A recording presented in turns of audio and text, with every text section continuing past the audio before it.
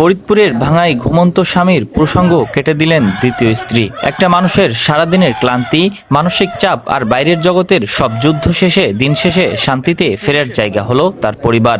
আর সেই পরিবারের মূল ভিত্তি হলেন তার অর্ধাঙ্গিনী, তার স্ত্রী।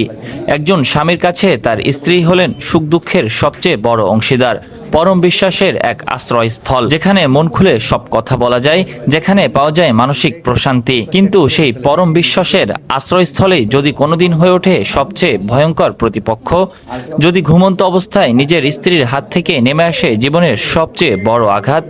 ফরিদপুরের ভাঙায় ঘুমন্ত স্বামীর প্রসঙ্গ কেটে দেওয়ার অভিযোগ উঠেছে তার দ্বিতীয় স্ত্রীর বিরুদ্ধে।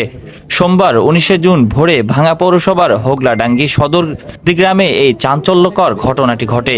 গুরুতর আহত স্বামীর নাম হানিফ শেখ, বয়স 30 বছর। তিনি পেশায় একজন কসমেটিক ব্যবসায়ী এবং ভাঙা উপজেলার মানিকদি ইউনিয়নের ব্রাহ্মণকান্দা গ্রামের রফিক শেখের ছেলে। বর্তমানে তিনি ফরিদপুর মেডিকেল কলেজ হাসপাতালে চিকিৎসাধীন রয়েছেন। আর অভিযুক্ত স্ত্রীর নাম সুমাইয়া আক্তার সুমি, যিনি নগরকান্দা উপজেলার ফুলসুতি গ্রামের নুরুল ইসলাম সর্দারের মেয়ে। তারা দুজনে হোগলাডাঙ্গি সদরদি গ্রামে এক ভাড়া বাসায় থাকতেন। ভবন মালিক, যিনি একজন সহকারী ভূমি কর্মকর্তা, তিনি জানান গত রাতেও স্বামী স্ত্রীর মধ্যে প্রচণ্ড কথা কাটাকাটি হয়েছিল। এরপর আজ সকালে স্বামী হানিফ শেখ যখন গভীর ঘুমে আচ্ছন্ন, ঠিক তখনই ধারালো ব্লেড দিয়ে তার গোপনাঙ্গ কেটে ফেলেন স্ত্রী সুমি। হানিফের আকস্মিক ও তীব্র চিৎকার শুনে ভবনের অন্য ফ্ল্যাটের বাসিন্দারা ছুটে আসেন। তারা রক্তাক্ত অবস্থায় হানিফকে উদ্ধার করে প্রথমে ভাঙা উপজেলা স্বাস্থ্য কমপ্লেক্সে নিয়ে যান, কিন্তু অবস্থার অবনতি হওয়ায় চিকিৎসকেরা তাকে দ্রুত ফরিদপুর মেডিকেল কলেজ হাসপাতালে স্থানান্তর করেন। এদিকে ঘটনার পরপরই স্থানীয় এলাকাবাসী অভিযুক্ত স্ত্রী সুমাইয়া আক্তার সুমিকে ঘরে আটকে রাখেন এবং তাৎক্ষণিকভাবে জাতীয় জরুরি সেবা নম্বর 999-এ কল দেন। খবর পেয়ে ভাঙা থানা পুলিশ দ্রুত ঘটনাস্থলে পৌঁছে অভিযুক্ত নারীকে আটক করে থানায় নিয়ে যায়। কিন্তু কেন এই নৃশংসতা? এর পেছনে লুকিয়ে আছে এক পারিবারিক জটিলতা ও দীর্ঘদিনের ক্ষোভ।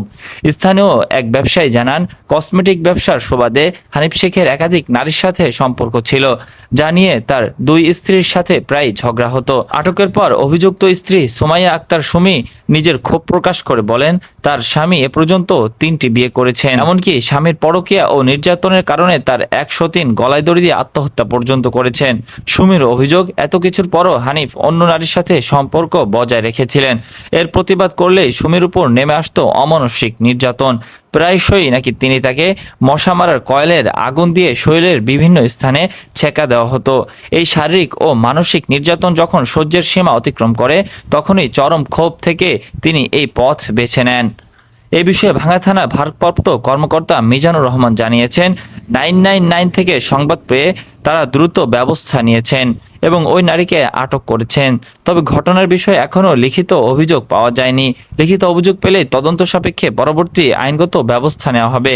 পারিবারিক কলহ, পরকীয়া আর নির্যাতন একটি সংসারকে কতটা ভয়ঙ্কর পরিণতিতে নিয়ে যেতে পারে, ফরিদপুরের এই ঘটনায় যেন তার জ্বলন্ত প্রমাণ। ভয়েস অফ ফরিদপুর, সত্য বলি সাহস বলি।